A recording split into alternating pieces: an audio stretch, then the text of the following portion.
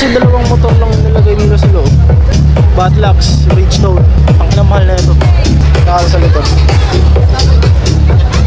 Putsa. Laban ng gulong.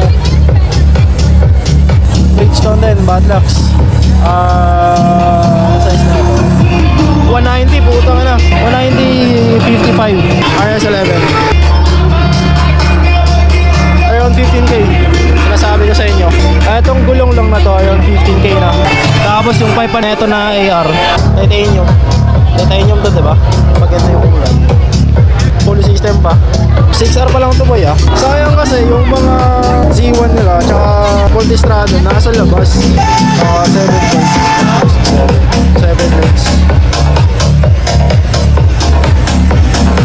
Sinabi ko nga sa inyo dati, na-addict din ako sa mga kotse. Uy, mga DPS to, boy. May sticker ka, boss? Yun, may sticker. Autoworks. Ito sa'yo. Thank you.